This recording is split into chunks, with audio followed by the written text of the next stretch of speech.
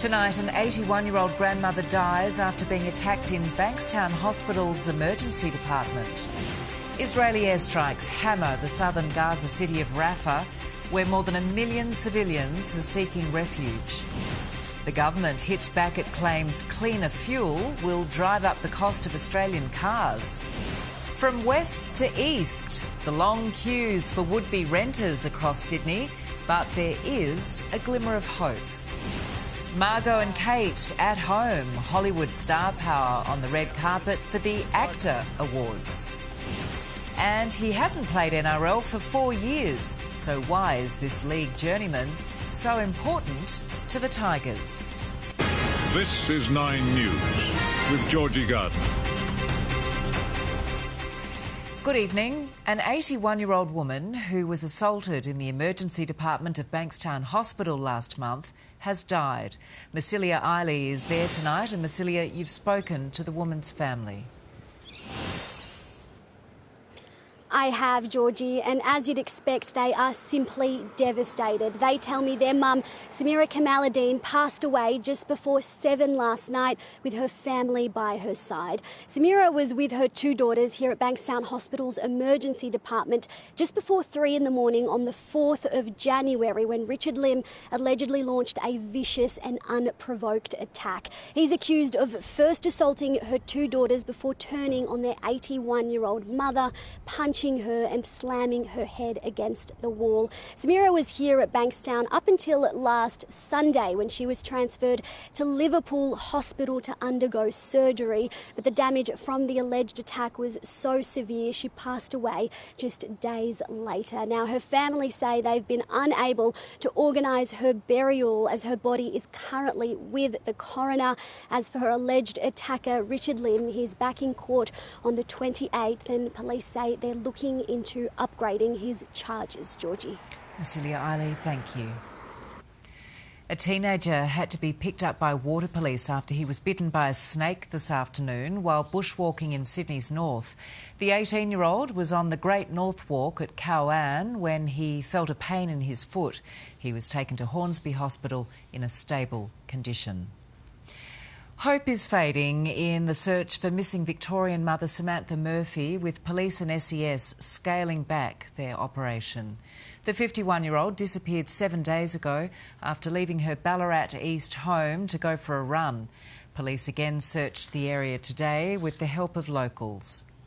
It is a massive task, and now that we've found out they've scaled back the search, it seems an almost impossible task, but I think everyone just really wants to get Samantha home.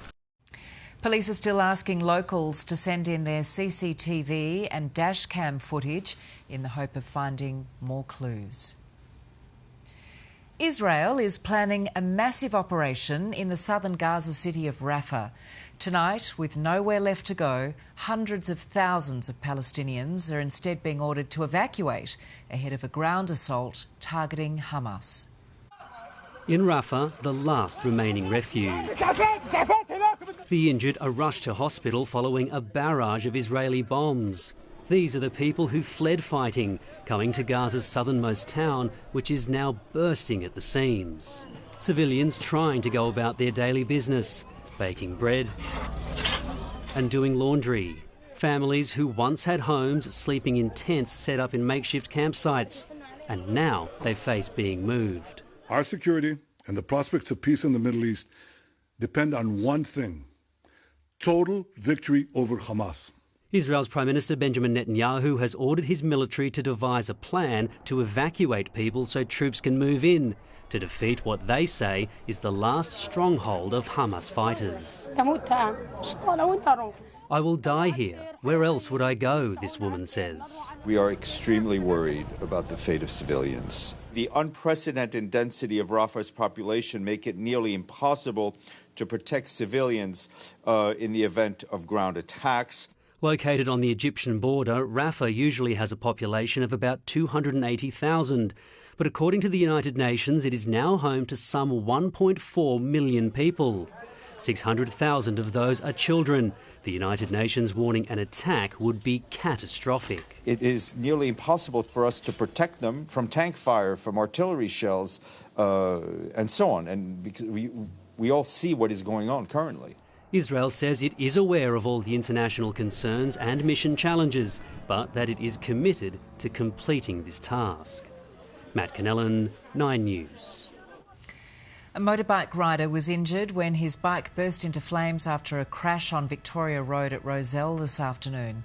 Bystanders said the 51-year-old was caught up in the fire after a collision with a sedan. He was taken to RPA Hospital with chest and leg injuries. A dispute is brewing tonight between the car industry and the federal government over new fuel efficiency standards. Car makers fear they'll be forced to pay billions of dollars in fines and pass costs on to consumers, a claim refuted by Labor. After a week of road testing a new plan to drive gas-guzzling vehicles out of Australia, the minister keen to bypass cost concerns. The time for these sort of silly scare campaigns is over. New fuel efficiency standards to be introduced next year would cap the average carbon emissions across a manufacturer's yearly fleet, with penalties if they fail to meet the targets, forcing them to send cleaner models into the Aussie market, saving motorists at the bowser. Australians deserve better choices of better cars. But the peak body for car makers warns if the high number of utes and four-wheel drives sold last year is repeated, $38 billion in fines would be racked up over 5 years. The magnitude of the penalties is so high that they cannot be absorbed by the car companies, so they'll have to be transferred to consumers. If you are going to lump that much cost on the industry, prices are going to go up. The analysis fails to account for accelerating EV demand, the government's numbers telling a different story. There's no model available in Australia that would be more expensive after these efficiency standards are introduced. None. Chris Bowen is the dodgiest car salesman Australia has ever seen. Companies will have to increase supply of hybrids and electric cars or trade credits with overachieving dealers to sneak under the cap. We expect to make nothing because we expect the manufacturers to comply with the law. The policy catches Australia up to global standards. The industry says it's not opposed to the transition itself, but the speed the government is aiming for. It's not our fault, and it's certainly not consumers' fault that this hasn't been implemented earlier, but who's going to pay? Consumers will pay. Eliza Edwards, 9 News. Fresh allegations have emerged about fugitive Sydney property developer John Nassif, this time involving the supply of ice with a street value of $10 million. A case involving two men in a West Australian court has been told the 56-year-old put a sports bag containing 10 kilos of the drug into the boot of a car in April 2021 for a so-called dead drop in Perth. Nassif left the country in late 2022. His spokesperson denies the allegation. Victoria Police has defended the use of force by a protective service officer who shot an armed man on one of Melbourne's busiest bridges. Officers had been responding to a separate incident where a 27-year-old was attacking pedestrians with a glass bottle. Police and paramedics swarm Princess Bridge as a man is pulled off the ground and taken into custody. Just metres away, another man not known to him is treated for a gunshot wound to the abdomen after being shot by a protective services officer defending a colleague. Shot the offender to prevent his colleague being seriously injured by a man threatening him with a broken bottle. At 5:30 last night, a man boarded a tram where police say he unsuccessfully tried to steal a woman's handbag before getting off near Princess Bridge, where he pulled out a bottle and struck a person several times into the face. In total, 4 pedestrians were attacked, 3 women aged 24, 46 and 56, as well as a 67-year-old man. All were left with head injuries. As emergency crews responded, the second man, also holding broken glass, confronted and threatened a PSO who used capsicum spray. It didn't work. The suspect continued pursuing an officer. Another PSO then fired his gun twice. One shot hit the target. There was just so many people around that it seemed really shocking that was the option that they chose. Professional Standards Command will have oversight of the investigation. The PSO who fired the shots did not have access to a taser. In this case, they've appropriately used the tactical options they've had available to them. Eliza Rugg, 9 News. Prince Harry has reached what his lawyers say is a substantial financial settlement against Britain's Daily Mirror newspaper group over hacking claims. With the legal battle now over, the royal took a swipe at the newspaper's former editor, Piers Morgan. The Duke of Sussex wasn't in London for the hearing. After his flying visit a few days ago to see his cancer-stricken father, he was the surprise guest at a Gridiron Awards show in Las Vegas. That's Prince Harry. But the Prince too was a winner after taking on the Mirror Group newspapers. His lawyer outside the UK High Court reading a statement from Harry. We have uncovered and proved the shockingly dishonest way in which the Mirror acted for so many years and then sought to conceal the truth. The Prince became the first royal to give evidence in court in over a century when he sued the Mirror over hacking claims. The court in December ruled in his favour over some of his allegations, and now the publisher has agreed to reach settlement over remaining articles.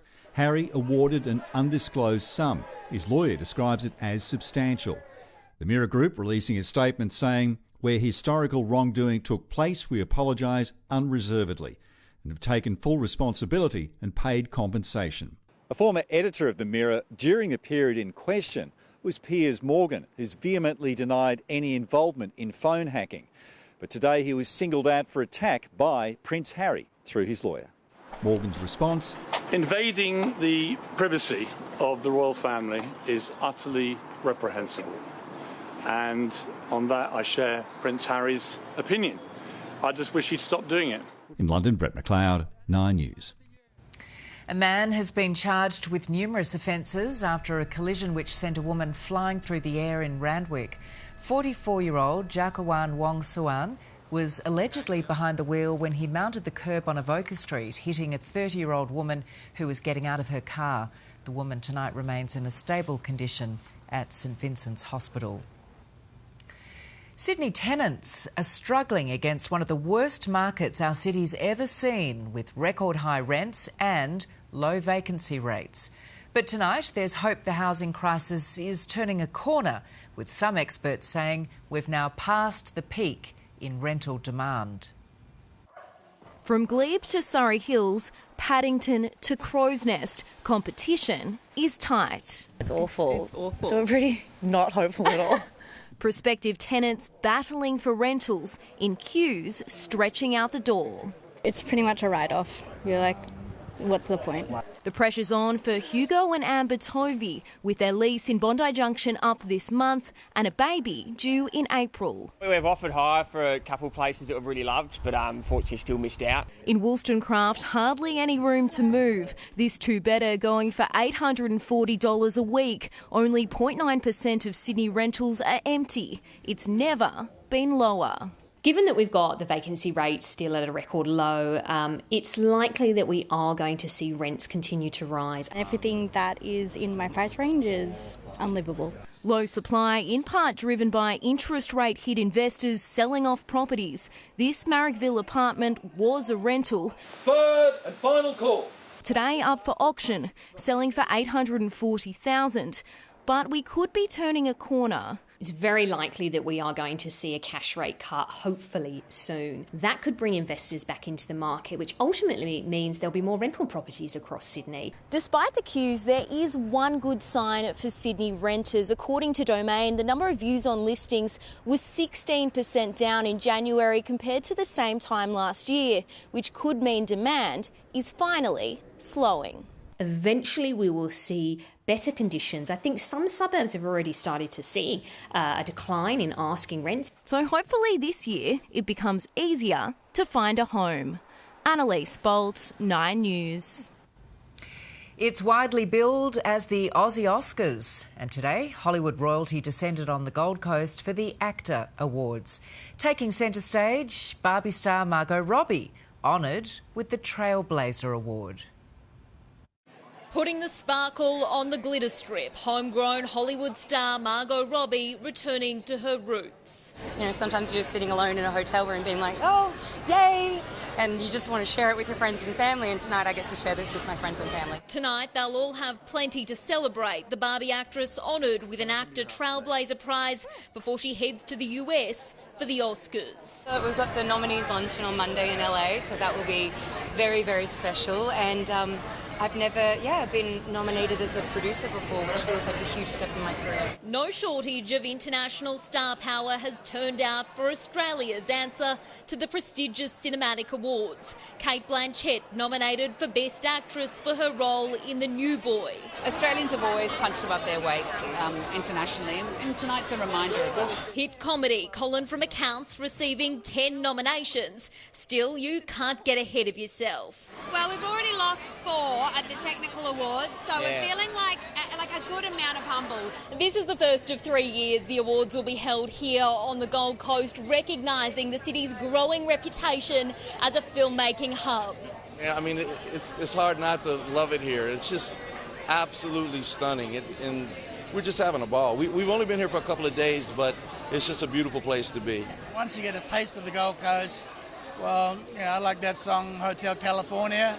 You can check in any time you like, but you can't ever leave. Abby Guerin, 9 News. Lunar New Year celebrations have started all over Sydney, welcoming the Year of the Dragon. Annalise Bolt is in Chinatown. And Annalise, how are people there marking the occasion?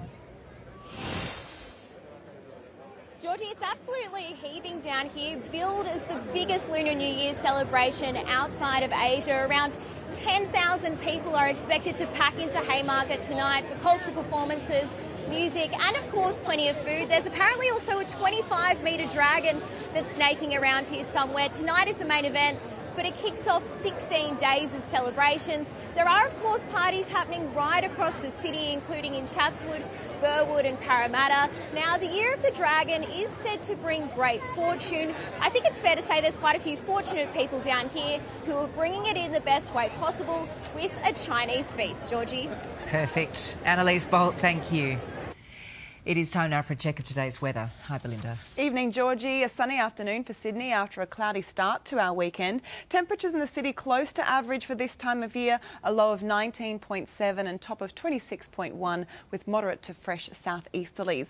Top temperatures in our west still a few degrees below the February average. Penrith reaching 27 after a low of 20. Just a few light showers this morning, most of the rain falling last night. Randwick, Mona Vale and the airport getting the biggest downpour, recording more than 10 millimetres.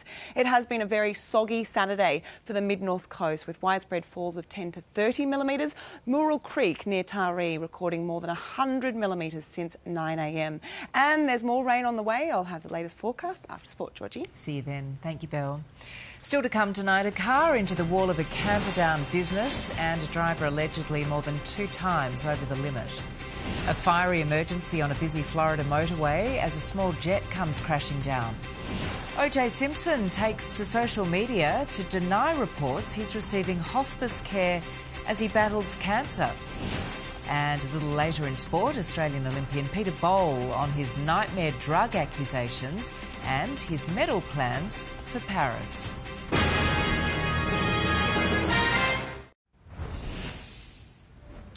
A 37-year-old driver has allegedly blown .105, more than twice the legal alcohol limit, after an early morning crash in Sydney's inner west. Emergency services were called to the intersection of Bridge Road and Booth Street in Camperdown around 5 a.m, finding an Audi had hit a wall. He's been charged with mid-range drink driving. Unable to reach the airport safely, a twin-engine plane has crashed onto a Florida freeway. At least 2 people were killed, but 3 managed to escape. Oh my God. A fuselage in flames, people running from danger. Documenting the disaster, drivers on the other side of Interstate 75 in southwest Florida. Bro.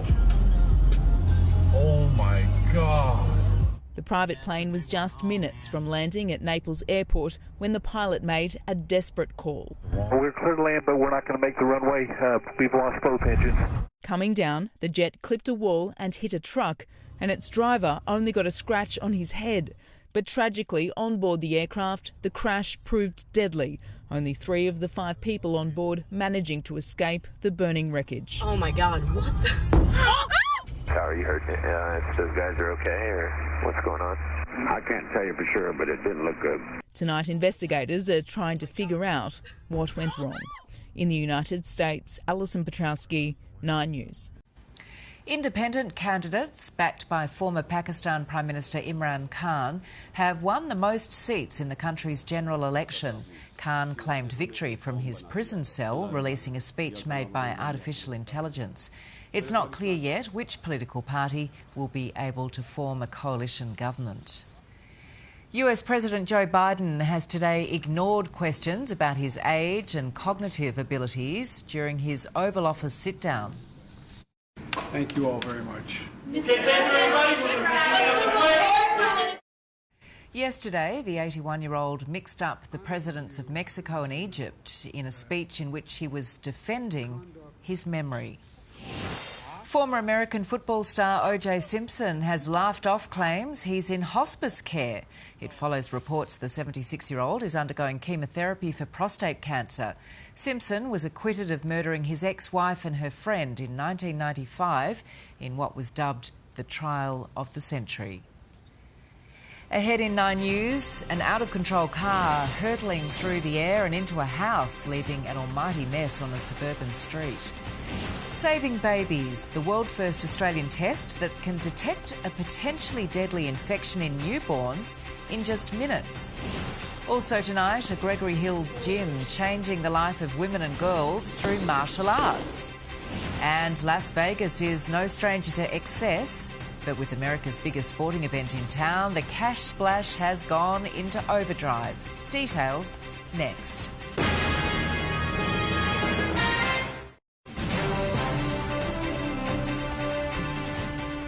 There was a dramatic car crash in Melbourne's outer suburbs early this morning, a car speeding down the street before smashing into a fire hydrant and ending up in the front yard of a house. The 19-year-old driver was found naked at the scene and taken to hospital in a serious condition. There's a breakthrough tonight in efforts to stop a severe infection being passed from mothers to their newborn babies. A world-first rapid antigen-style test is about to be trialled in Australia, cutting detection time to just minutes. It's a mother's worst nightmare, unknowingly passing an infection on to her newborn child. So it can have quite a significant impact if it is not diagnosed in a timely manner. While not harmful to expectant mums, Group B streptococcus is a bacteria that 1 in 4 women carry. In the rare cases it's transferred to babies during labour, it can cause serious health problems and even stillbirths. The baby can get neonatal meningitis, it can get sepsis or pneumonia, so the importance of detecting it and then eradicating it can't really be understated. If found, the infection can be easily treated with antibiotics. Tests are available late in pregnancy between 36 and 38 weeks, but the results take up to 7 days. Anything we can do to detect it more quickly, more easily and give the antibiotics to the women who need it is going to be a good thing. Tonight, scientists have found a faster way to detect Group B strep using a rapid antigen-style test familiar to anyone who's had COVID symptoms, giving results within minutes and would be available at your GP. You can test the mother on demand as and when needed. That's the biggest benefit we see coming out from this test. The method is about to be put to the test as a 3-year trial begins, starting with $3 million in federal funding. We thought this was a really important and practical way to invest in some new technology that can help save lives. It's hoped once the trial is complete, the test will be approved for use in Australia and exported around the world. Eliza Edwards, 9 News. No stranger to a fight, Rome's Colosseum has become the latest battleground for a clash between farmers and the government. A convoy of tractors, escorted by police, staged a protest by the historic landmark, demanding action by authorities on low produce prices and rising costs. Italy's Prime Minister, Giorgia Meloni, responded by saying the government will partially reintroduce a tax break for farmers. A rare winter tornado has hit the US state of Wisconsin. It's the first ever recorded in February. Power poles were snapped, large trees brought down and some homes damaged. In a largely male-dominated sport, women and girls in Sydney's southwest are breaking down barriers one fight at a time. And students at the Gregory Hills Gym say martial arts is changing their lives. Gloved up and on the bags, this is a daily routine for June, Natasha and Sienna. 11, 12 and 13. Don't let their ages fool you. These girls are fierce and fighting fit, competing for New South Wales in boxing, sometimes up against opponents 5 years their senior. Good, that was the head, yeah, nice. Their kicks are strong, but their minds are stronger. It has really built my self-confidence ever since I started. Most people would stereotype as martial arts to be more of a male sport, and I think it's great that we have a female coach because it just proves that females can do everything that males can do. Their sensei, Georgina Saab, has been mentoring the girls since they were just 4 years old. Her motto, women can do anything, and it's important to know how to defend yourself. Being able to watch them grow and go strength to strength in every style that they do just makes my life really worthwhile. Now they too help Georgina teach. 2, 3. It's just amazing to see how much they progress. From little ninjas to 52-year-old fighter Sylvia Romero, who says the classes have changed her life. It's just made me feel more confident, being able to put one foot in front of the other each day. From humble beginnings in a community hall 4 years ago, GDS Training Force has gone from strength to strength, growing from 25 students to 200, with 60% of those being female. My dream is to have something at least 3 times the size of this. You know, a girl can dream big. In Gregory Hills, Madison Scott, 9 News. For someone in cardiac arrest, access to a defibrillator can dramatically boost their chances of survival. Now, these potential lifesavers have been rolled out on 143 Trainlink coach routes across New South Wales. It's particularly important in remote parts of the state where mobile black spot areas can mean longer emergency response times. No training is needed to operate the machines. Sin City is becoming sporting mecca, with the very first Super Bowl to be held in Las Vegas just 2 days away. Even by Vegas standards, the prices are extraordinary, a seat setting back fans some $14,000. Sin City meet the Super Bowl. The Las Vegas Strip chock-a-block with football fanatics. Bucket list. NFL famous in Australia, of course, but we're more rugby league people. But who could pass it up? The atmosphere, I think, it's something we want to experience in Australia. The big game is 2 sleeps away. Those with tickets are counting down. How long ago did you get a ticket? We got them a couple months back, so we've been preparing for this. And those who want tickets are counting the cost. Do you have tickets for me? I wish I had tickets. They're so expensive. They are super high. In fact, the average price for a seat at the Super Bowl is $14,000. For those with serious cash to splash, a 20-person suite is a cool $2.8 million. Oh, it's crazy. It's crazy. Now, is it because of Taylor Swift's there or what? I don't know, but I know it's higher than before. During the regular season, after a first appearance at Arrowhead Stadium, in that first 24-hour period, we saw a massive increase in both sales. The Super Bowl has been given the Las Vegas touch. Come game day, 1 in 4 Americans is planning to place a bet on the country's biggest game. It's a record number, but one that isn't out of place here in Sin City. And that includes gambling on Taylor Swift. Who will she sit with? How many times will she appear on the broadcast? Could her footballer boyfriend, Travis Kelce, propose? We want to make sure that people know that whether they're football fans, whether they're Taylor fans, they're all welcomed here. One thing's for sure, come game day, both teams will be going all in. In Las Vegas, Lauren Tomasi, 9 News.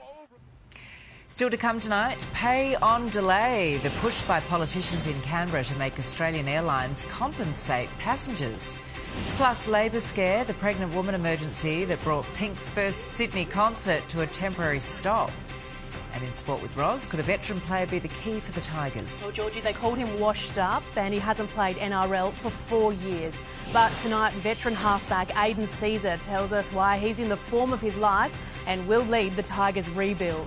David Warner's blistering knock against the West Indies as he eyes off another fairy tale finish. Plus why Peter Bol believes being labelled a drug cheat may help him win gold in Paris. He's 32 and hasn't played in the NRL for 4 years, but Aiden Caesar is adamant he's a better player now after his stint in the Super League. The Tigers halfback itching for the chance to play their first match of the season against his former club, the Raiders. Aiden Caesar loving life in Tiger Town and keen to erase the heartbreak of his last match in the NRL, a grand final loss to the Roosters in 2019. I've sort of erased that from my memory, so cheers for reminding me about that again. Yeah, it was a long time ago, mate. I feel like I've grown up a lot, matured a lot, and the boys are calling me a fossil now. Caesar spent the last 4 years playing in England and believes that experience is a blessing. Probably just understand your strengths a bit more as you get older, and you stick to them a lot more. I feel the experience of playing over there and being here and understanding the two comps, it's a different brand of footy, but I feel it does make you a better player and you're more well-rounded in that regard. Fellow playmaker Adam Dewey is still on the comeback from an ACL injury. Yeah, hopefully mid-season. I haven't really looked at any games or gone that far ahead, but yeah, hopefully somewhere around June, July, that's what I'm aiming for. The 25-year-old is off contract at the end of the year and Jerome Luai is coming next season, so that leaves a big question mark over his future. When I feel more comfortable and when I've done a bit more rehab, I'll sit down and maybe speak to Richard and Benji at what they see in the future and I guess where their head's at, just to see where I'm at. Emma Lawrence, 9 News. David Warner has farewelled the Test and one-day formats. Now he's fully focused on leaving T20 cricket on a high. Warner showed he's still on the top of his game with a man-of-the-match performance in Australia's series opening win over the West Indies. David Warner arriving in Adelaide after some heroics in Hobart. Oh, onto the leg stump, and that was always going to disappear from Warner. The opener blasting 70 from 36 balls in his first international match since retiring from Test and 50-over cricket last month. I feel refreshed, a lot of energy. The guys have told me to settle down a little bit. The innings in his 100th game proving Warner is still one of Australia's most dangerous weapons in the shortest format ahead of June's World Cup. I'm pumped. I said I wanted to play the 2020 World Cup and finish there, and look, I'm excited, and it's a good little journey that we've got going now for the next 6 months. Warner's knock helped the Aussies to a huge 7 for 213, which looked under threat as the West Indies reached 89 without loss before Adam Zampa stepped in. Opens up the stumps, smashes it, out! The leg spinner taking 3 for 26. Roger bowls him, Zampa's so good! The Windies falling 11 runs short. The ability to keep taking wickets through the middle there was really important to the win in the end. Victory tomorrow will wrap up the series with a game to spare. Fast bowler Spencer Johnson will play his first international match on Australian soil at his home ground. It's a pinch yourself moment. I'm just sort of taking it in my stride. Luke Dovesey, 9 News. The Australian women clearly have a point to prove after their historic ODI loss to South Africa, posting a mammoth 277 in the third one-dayer. Beth Mooney anchored the innings with an unbeaten 82, supported by a half-century from captain Elisa Healy. With a successful chase, the Proteas can level the multi-format series.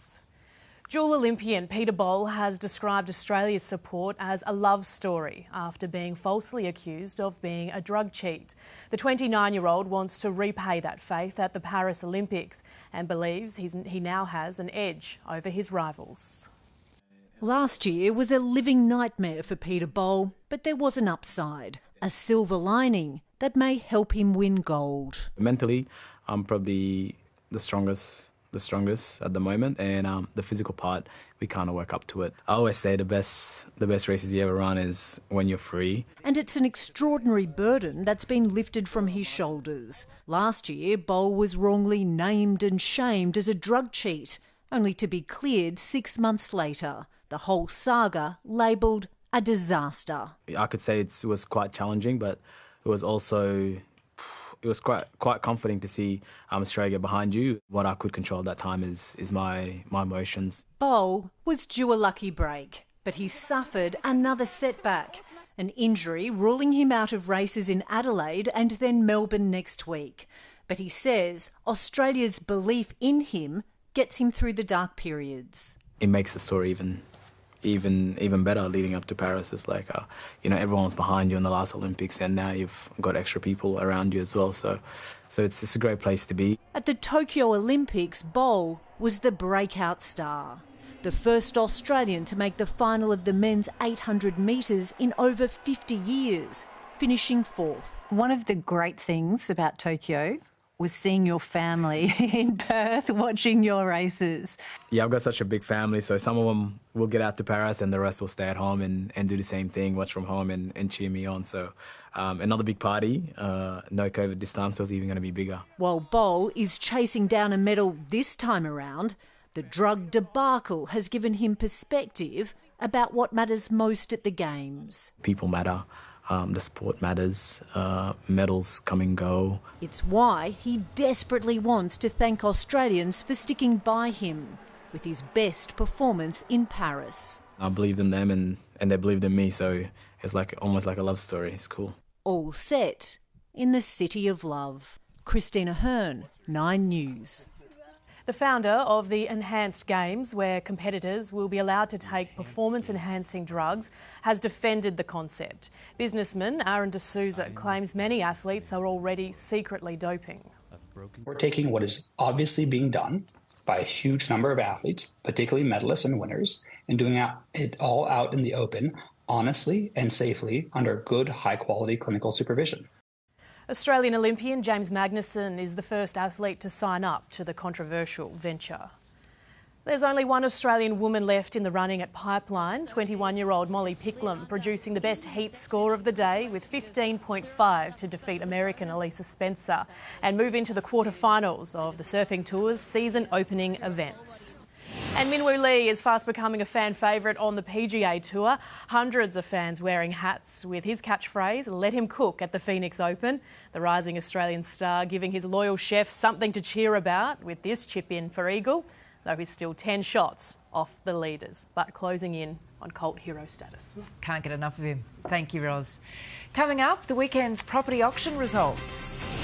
Also, compensation for delays, how airlines could soon be held accountable for not delivering. Mission Splashdown, the longest private space flight, comes back to Earth. And a pregnant pause at Pink's concert at Moore Park, with concerns a fan was going into labour.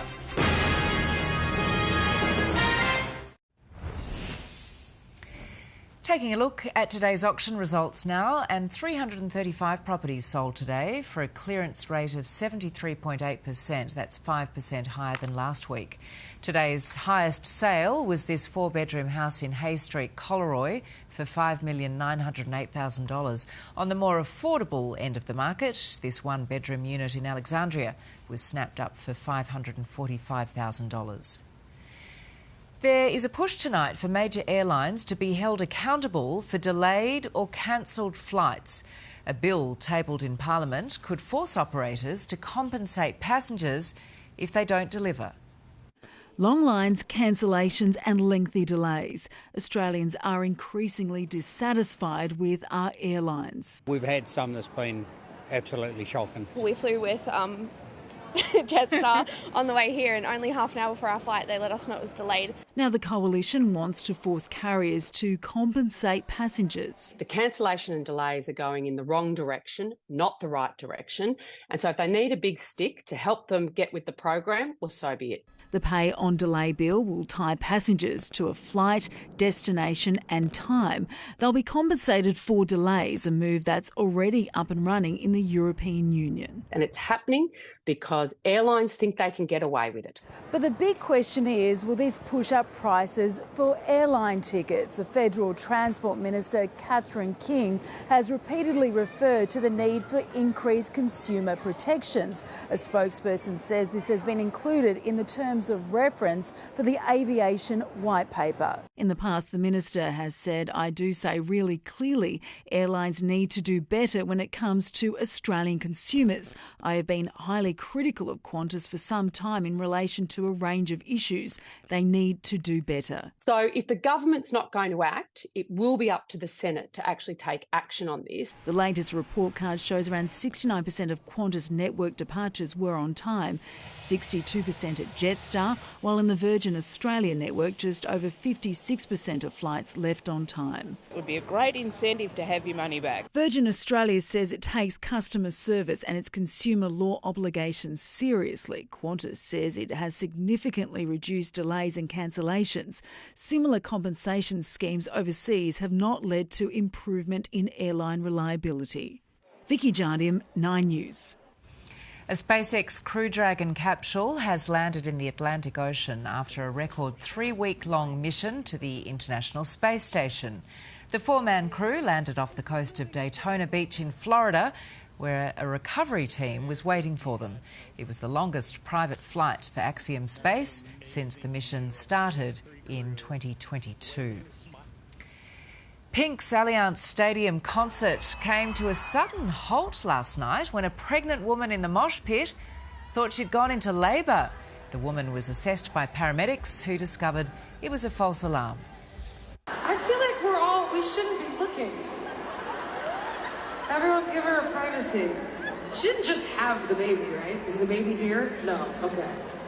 She's gonna have it. Congratulations! The Grammy winner's second concert is tonight. The Cutaway under Barangaroo is set for an $81 million transformation and work will start within months. The concrete shell will go, replaced by 3 floors of gallery and event spaces for exhibitions, festivals and installations. And we'll be able to enjoy the new space from next year. Still to come tonight, Belinda with the weather. Thanks, Georgie. Right now it is 23 degrees in the city and 24 in our west. Nothing on the radar right now, but the Bureau says there's still a 50% chance of a shower or two tonight and plenty more are forecast for next week. I'll have all the details next.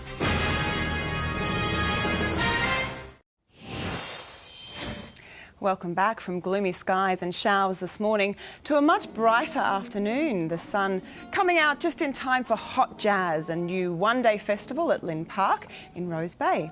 A mix of jazz beats by local musicians and gourmet food stalls, even some giant bubbles for the kids. There they are, right there. After last night's downpour, most suburbs recording less than a few millimetres this morning. Top temperatures in our west still 2 to 3 degrees below the January average, with tops around 25 to 27. The city also hitting the mid-20s, stopping at 26, but felt a little cooler thanks to some moderate to fresh southeasterlies. Showers increasing over northeastern New South Wales today, the mid-north coast getting the biggest drenching with widespread falls of 10 to 30 millimetres, more than 100 millimetres falling over Murrell Creek near Taree. Top temperatures cooler than average along the coast, low 20s for Newcastle, Wollongong, Batemans Bay and Bega. A fine and mostly sunny day for inland parts, with most places warming up into the 30s. Tomorrow we can expect more showers over northeastern New South Wales thanks to a trough that is lingering off the coast, as well as those onshore winds. Brisbane also in for a shower too, reaching a top of 30, fine and 27 in Canberra. Blue skies and 33 for Melbourne and Adelaide, and some relief for Perth, but still hot, hitting 35. Back home to New South Wales and more widespread showers along the north coast with moderate falls. Isolated showers elsewhere along the coast, eastern ranges as well as the northern inland. Isolated thunderstorms in the north and fine and mostly sunny elsewhere. Daytime temperatures remaining above average in the west and warming up on the south coast, but a cooler day where all of that rain is coughs, only making it to 24. And we've also got a hazardous surf warning stretching from Port Macquarie down to the Illawarra. That includes Sydney beaches. The Bureau warning conditions early in the morning may be more powerful than they appear. The cloudy skies returning tomorrow with a 40% chance of showers. Less than 2 millimetres forecast across the basin, with the southeasterlies turning northeasterly in the evening. Temperatures will be much like today, tops around 25 or 26 degrees in our west, and the city heading for a top of 26 again. Our weather heating up next week, mostly sunny and a top of 29 degrees on Monday, then hitting the 30s on Tuesday. Lots of sunshine Wednesday morning before those showers return. A possible storm in our west as the next southerly change arrives, bringing a cooler day on Thursday, but warming up into the 30s again next Saturday. So lots of showers on the way, but plenty of sunshine to kick off the week, Georgie. We like the sunshine. We Thanks, do. Belinda. Before we go, here's a quick look at what's in store in this week's edition of 60 Minutes. Thanks, Georgie. Tomorrow night... How much weight did you lose? 25 kilos. The weight loss jabs, reshaping the world. One word, game changer. But are these drugs too good to be true? Why are we risking our lives to be thin? Plus, a new witness speaks. He said she didn't scream. The man who could crack the Maddie McCann murder investigation. He took off the mask. It was Christian B. The evidence we have, there's no doubt. That's tomorrow night, after Married. Back to you, Georgie. Thank you, Tara. And that is 9 News for this Saturday. Deb Knight's next with A Current Affair. I'm Georgie Gardner. Thanks for being with us. Enjoy your evening. Good night.